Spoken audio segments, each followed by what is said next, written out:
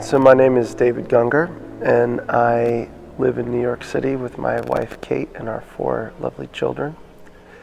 I work at Trinity Grace Church in Manhattan. I work in the Tribeca Parish, and I have a band called The Brilliant.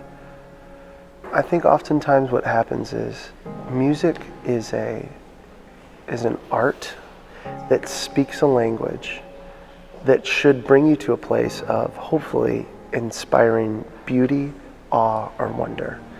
That will either bring you to a place of trauma where you're like, that's not as it should be, or wow, this is so a grandeur thought that brings you to a place of going, I'm in awe and love, right?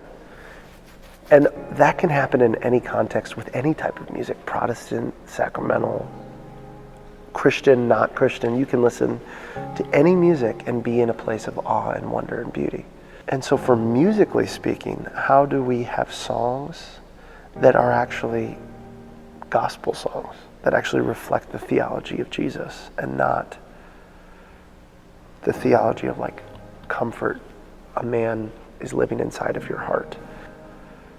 When you talk about the Protestant imagination, oftentimes it's built on truths. So for instance, Protestants said, church, you're living the wrong way. Here's what we hold as the truth. This is the right way, which is good. I'm a Protestant. But in doing so, oftentimes it takes the mystery out of things. So like we have to explain everything. So even when you're talking about something like, what do you believe? Is it this or is it this? It's either ors all the time. And within the sacramental imagination, it's all based on mystery. A lot more about what you don't know. We know that God is not this. However, to describe what God is, only God can do. And so there's a certain posture of openness and humility. As an artist, you have to have fresh language and things that are not predictable and inspire and are going, oh, that's interesting. I never thought of it that way. So inspiring the imagination. So on one end, as a pastor, you have to speak, I would say, prophetically. And one of the toolkits that you have for speaking prophetically are the arts.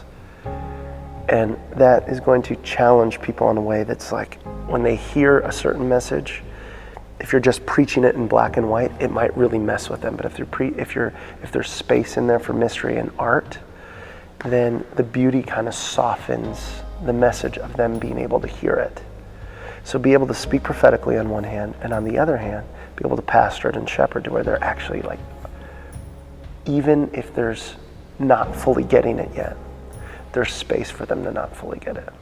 And loving in the midst of where they are, seeing their wounds. So if they've got vitriol coming out about, why are you saying this? You see their pain and are able to see them and hear them. So for our context of liturgy, we're constantly trying to say, here's a faith that's handed down to us. It's not one that we make up. But then how do we keep it fresh?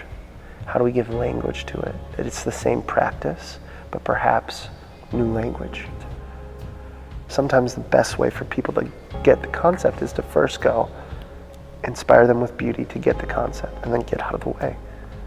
And so that's the balancing act of a worship pastor, of going, how do I use the arts and creativity and these things to get them to a place of wonder? And then how do I get out of the way to where they can actually take part in the story and own it themselves?